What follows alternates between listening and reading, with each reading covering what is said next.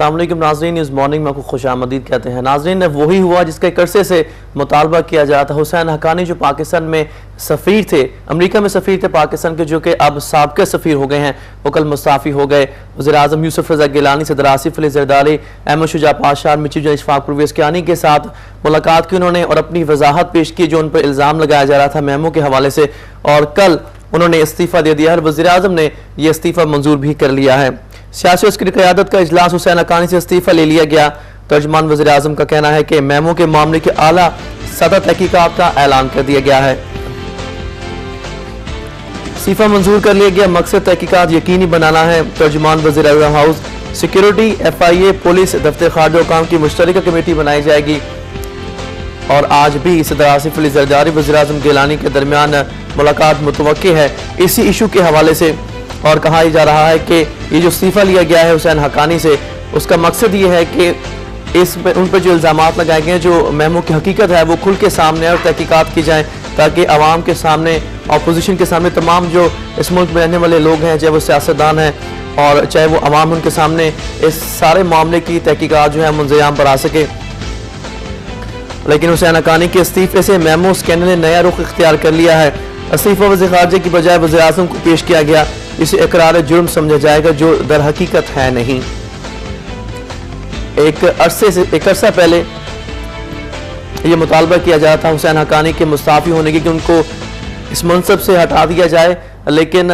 صدر آصف علی زرداری نے انہیں اس منصب پر رہنے دیا اور آج وہ کام کر رہے تھے۔ اور کچھ روز قبل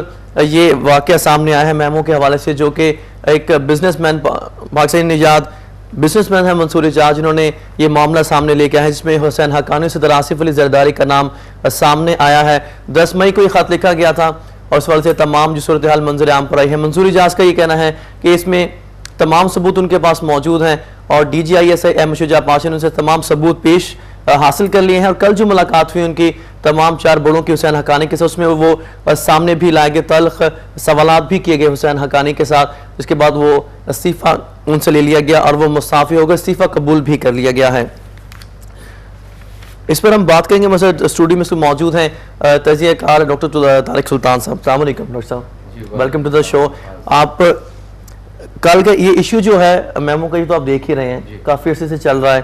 جاننا ہی چاہوں گا کہ ایسا آپ کو لگتا ہے کہ حسین حقانی کو جو استعفیٰ کل لیا گیا ہے،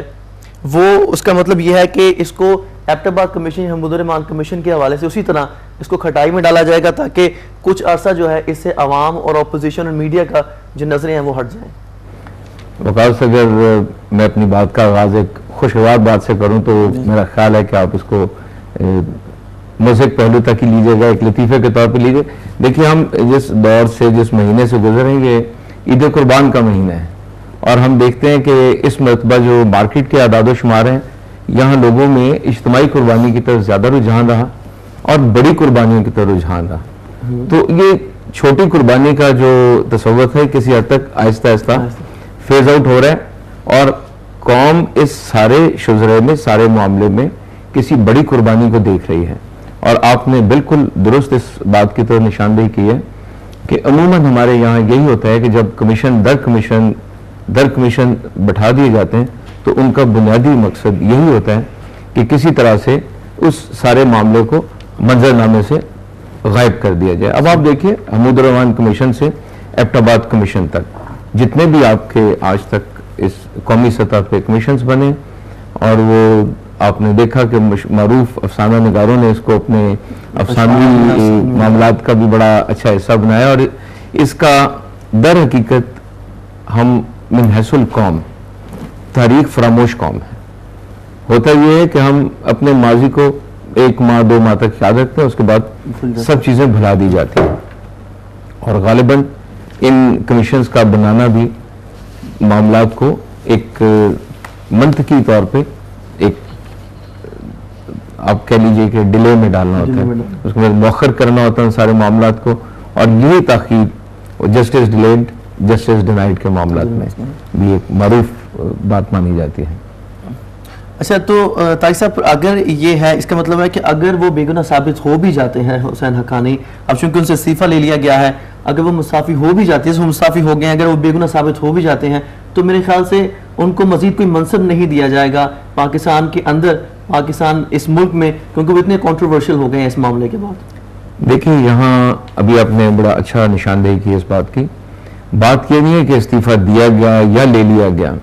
بنیادی طور پہ بات یہ ہے کہ اب تک اس تمام معاملات میں یہ جو میمو اسکینڈل آپ کے سامنے آیا ہے،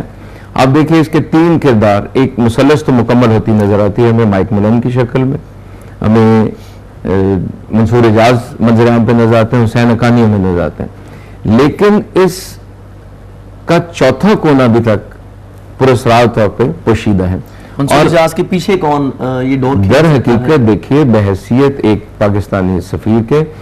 یہ بڑا واضح طور پہ آپ نے مبصرین سے سن لیا، آپ نے سفارتکاروں کے تجزیے سن لیے کہ حسین حقانی بحیثیت ایک پاکستانی سفیر کے وہ اتنی بڑی پیش قدمی کرنے سے پہلے، جب تک انہیں کسی کی آشیرواد حاصل نہیں تھی اس معاملے میں، وہ ایسا قدم نہیں اٹھا سکتے تھے. اب آپ یہ دیکھیے کہ ہم یہ چوتھا کونا اس جغرافیائی شکل کا مکمل کرنے میں 10 دن لگیں، 20 دن لگیں، لیکن آپ یہ دیکھ رہے ہیں کہ سارے کا سارا معاملہ اس کے تانے بانے، ان کٹ پتلیوں کی ڈوریں پیچھے سے کہیں ہلائی جا رہی ہیں. اور یہ جو آپ نے ڈوروں کی بات کی ہے، آپ یہ سمجھتے ہیں کہ جیسے کہ چودھری شجاعت کا بھی یہی کہنا ہے کہ حسین حقانی کی سینسیبل سفیر ہے، عرصے سے 3.5 سال انہوں نے خدمت کی ہے، پاکستان کی سفیر ہے امریکہ میں، وہ تو کبھی ایسا نہیں کر سکتے کیونکہ سینسیبل آدمی ایسا قدم نہیں اٹھا سکتا، کیونکہ یہ بہت بڑا ایک سمجھا جائے تو ایک بہت بڑے لیول پہ یہ قدم ہوگا جو ان کو فساد ہے، جیسے کہ یہ صورتحال سامنے آئی ہے. آپ کیا سمجھتے ہیں کہ اب آگے جو ہے صدر پہ دباؤ بھی ڈالا جا رہا تھا، لیکن اس کے باوجود صدر نے جو ہے ان کو برقرار رکھا، جبکہ سے قیادت ان کو یہ کہہ رہی تھی کہ حسین حقانی ہمیں قبول نہیں ہے، اب ان کو مستعفی ان کے عہدے سے ہٹا دیا جائے، لیکن اس کے باوجود صدر نے رکھا. اس کے پیچھے کیا ایسا محرکات ہو سکتے ہیں؟ نہیں، ہم اس تھوڑا سا میں اختلاف کروں گا اس بات سے. حسین حقانی صاحب کیا پورے سیاسی جو ان کا دور ہے اس کا یا ان کا جو انتظامی دور ہے سارے کا ایک تجزیہ کریں. جیسے کہ میں نے آپ سے گزشتہ ایک پروگرام میں کہا تھا کہ Husain Haqqani right from his educational background, وہ ان کی تمام تر جو خدمات تھیں وہ ایک اور تنظیم کے ساتھ تھیں. پھر اس کے بعد انہوں نے نواز شریف صاحب کی قیادت میں ان کے ایک ایڈوائزر کے طور پر کام کیا. جب وہ دور تھا تو بی بی ان کا ہدف تنقید ہوا کرتی تھی،